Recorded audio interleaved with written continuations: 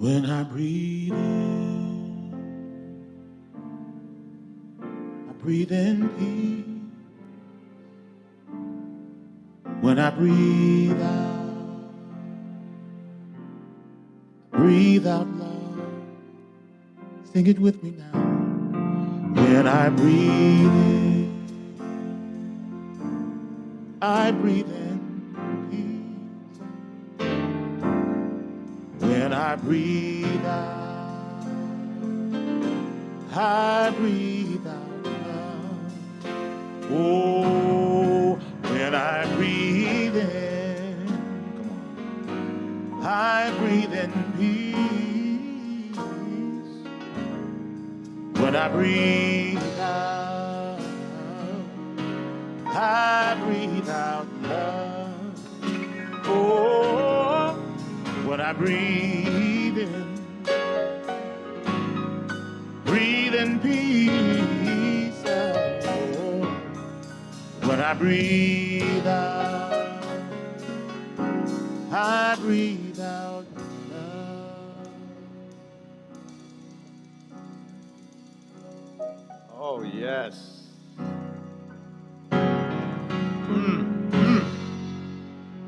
Yes, indeed. Yes, indeed. Thank you, Pastor David and Rick. You know, I'm looking around, and on Facebook and Zoom and then on our website, we've got hundreds of people together right now, live, and it's important to be together at a moment like this. I saw Giacomo is with us from Italy, Eric from Indonesia, Jeannie Lee from Florida. We got people from all over with us together in this moment, and it is good to be together. You know, after a contentious election like we have just been through, with the threats of litigation and violence still out there, it's good to be together and have a place like this and have a time like this when we can be together. It's good to look beyond the headlines, beyond what the cable news stations are telling us, and to have a conversation within the context of our values, our highest ideals. To get past the polarizing rhetoric. So, in preparation for this conversation, I want to share with you something I've learned from an audiobook that I'm listening to right now with my wife, Anitra. It's called Fierce Intimacy, and the author is Terry Real. It's a great resource for couples. If you're in a relationship or want to be in a relationship, I recommend it. It's an audiobook. It's called Fierce Intimacy. Now, in it, he explains that a losing strategy, absolutely losing strategy in relationships is that during a conflict, to think you're right, to be certain about your own rightness. Because if you know you're right, you don't even have to consider what the other person is saying. Now, I have to admit, I am good at this strategy.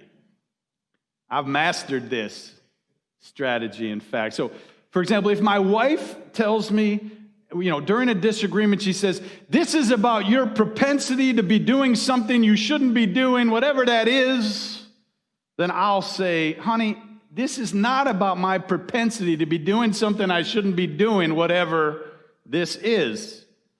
To which she'll say, yes, it is, because she's really good at this strategy too. Now, if we're both convinced that we're right, then we're really not listening to each other anymore. We're just suffering through the other person explaining their side so that we can then try to get it through to them what is really right. This is why it's called a losing strategy. I hope I'm not just talking to myself this morning. Now, stick with me for a minute, because let's assume that one of us is right. It's usually what I do in these situations. And at this point, it doesn't really matter if I'm right or if she's right, because we're not getting any closer to each other if we're not listening to one another. He says, you can either be right or you can be married. Which do you want?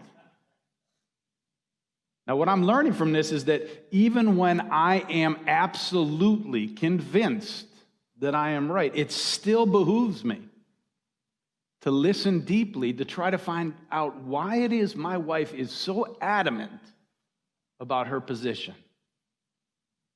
I have to care enough about her and enough about our relationship to try to understand what the world looks like through her eyes. Church, America right now is like a bad marriage. And yet divorce is too costly, so we're going to have to figure out how to work this out. One thing about this losing strategy, about being right, is that people who think they're right are insufferable. Nobody likes somebody who walks around thinking that they're right. More importantly, nobody's ever convinced or gets what they want when they act like they know they're right. That's why it's a losing strategy. Now, without understanding, there's no real relationship.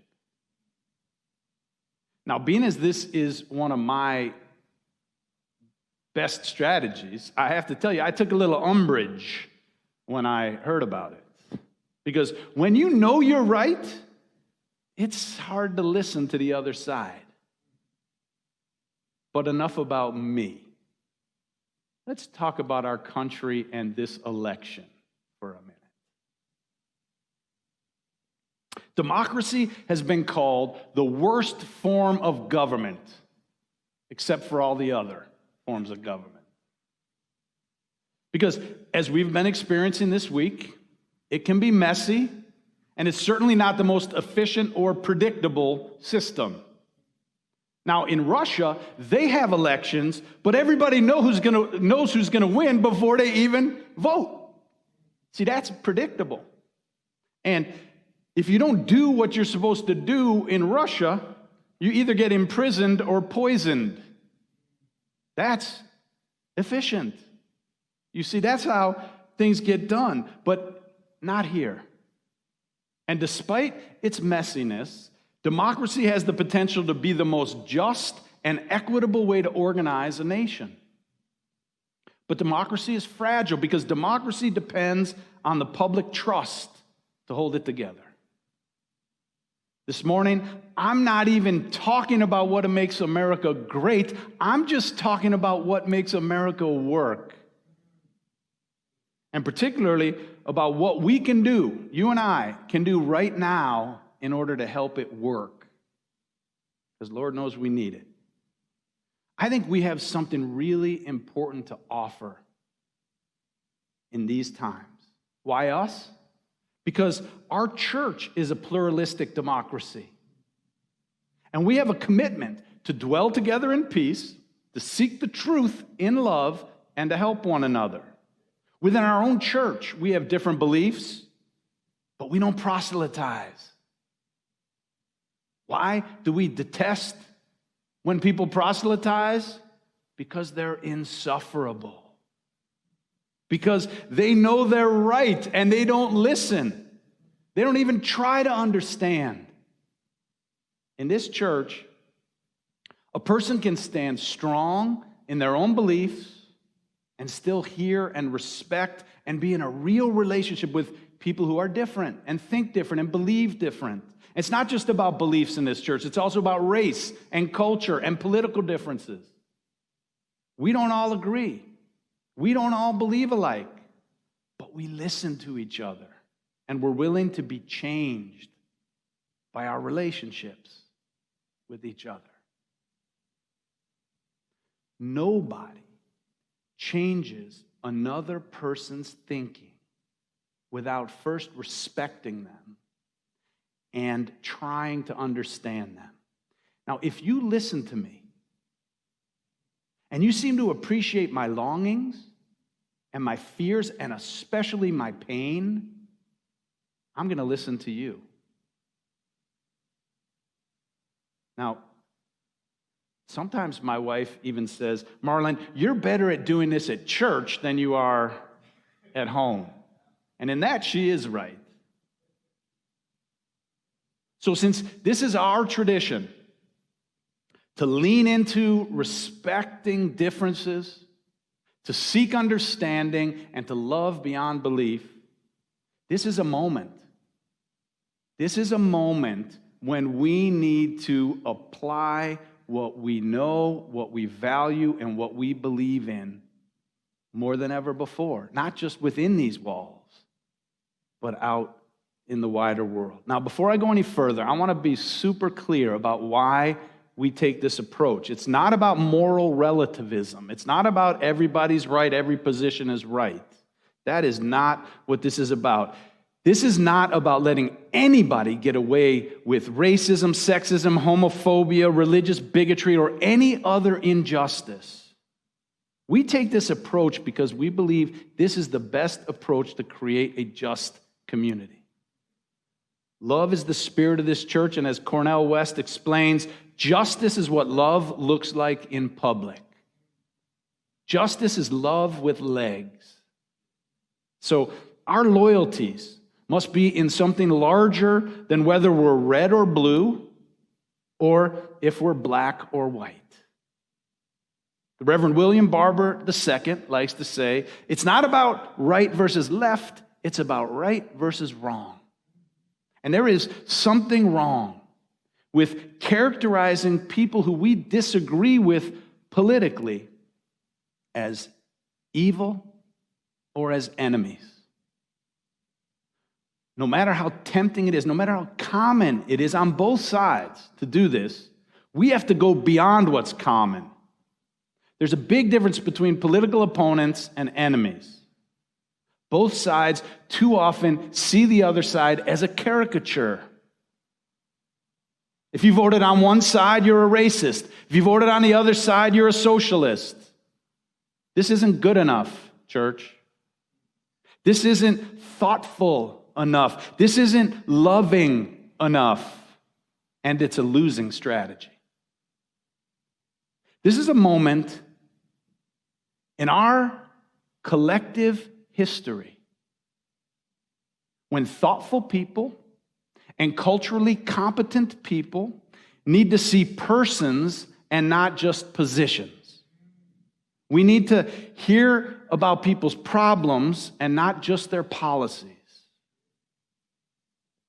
Look, in a democracy, it's normal that we would have different political preferences and different policy proposals. In a pluralistic society like ours, where we have people from every nation and every religion, we will always have differences. Can you imagine 300 million plus people all agreeing on everything? It's never going to happen. But there's one thing that we must all agree on. And that is the inherent worth of every person. And as a consequence of that belief in the general decency of our fellow citizens. Now, of course, there will always be some people who intend to do harm and who will pursue their own interest at the expense of other people. But most people would like to leave this world and our country a little bit better than they found it. Franklin Delano Roosevelt lifted up this need, talking about we need to cultivate the science of human relationships in this country, the ability of all peoples, of all kinds to live together and work together. That's what this country needs, to cultivate the science of human relationships. And that's what you and I are about. That's what we do. That's what we strive for. That's what we value. The quality of our collective lives will improve greatly by those among us who are willing to respectfully step beyond their own family, tribe, party, and identity groups to seek to understand those who are different from themselves. Even if you are absolutely infuriated and scandalized by their opinions, especially when you are infuriated and scandalized by their positions. Now, I'm not saying this is easy, and I'm not saying it's something that we necessarily want to do, but it is something that we are called to do from the depths of who we are and what we believe and what we value and what we know that our world and our nation needs at this time. Here's where it starts, realizing that we are all bound together in this nation whether we like it or not. And the person in front of you is a fellow human being who wants many of the same things for themselves and their family as you want. This is how we can find common ground. Friends, over 1,000 people are dying every day, and over 100,000 people are being infected by the coronavirus every day. People are out of work, millions, and they're hungry. Children are out of school. Poverty continues to grow. We had a big problem with poverty before the virus, and it's growing. And there's a much overdue reckoning with race that needs to be dealt with in this country. Oh yeah, and the climate is in trouble. So whatever political position you hold, you may very well be right. If you think like me, you probably are right. But you're not going to convince anybody on the other side if you come into the conversation with an overinflated attitude about how right you are. I know, because I've tried. You're just going to come across as insufferable. And that is a losing strategy. What we practice in this church every day is to listen to people who may think and believe differently than we do, but we do it with respect. And that breaks down walls, and that opens up the possibility for transformation and for relationship. We know how to do this with one another, at least on a good day. Church, we are called to do this now for the good of our nation, for the good of our own souls. And it doesn't hurt to try it in your marriage as well. The song we're about to hear says, "Take care of this house. Be always on call, for this house is the hope of us all." I love you. A new day is upon us. A new administration is before us, and there is a lot of work to be done. You have a special call in these times. Amen.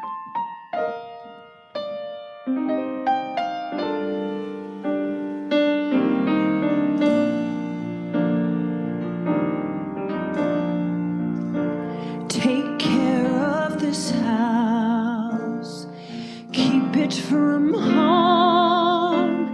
If bandits break in, sound the alarm.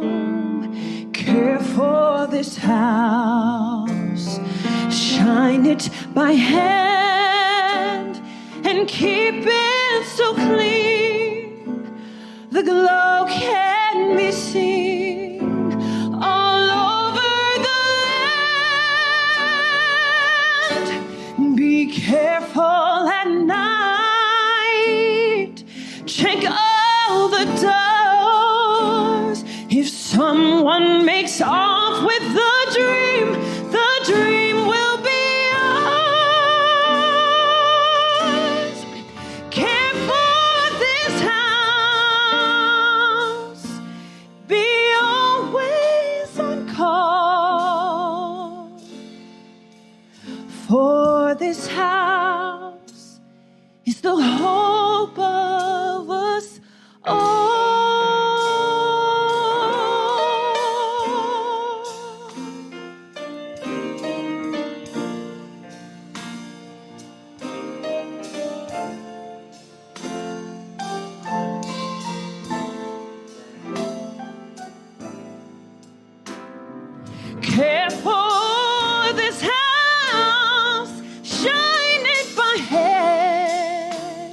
and keep it so clean.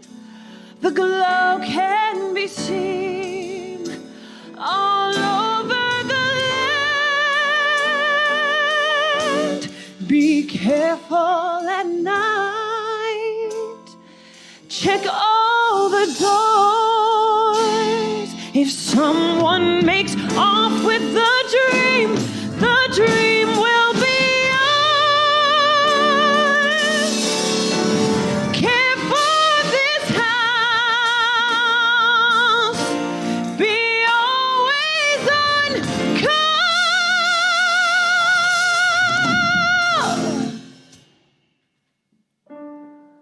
For this house is the hope of a soul.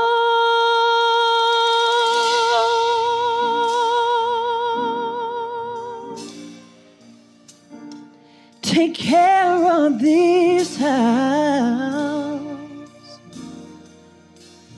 Ooh, take care of this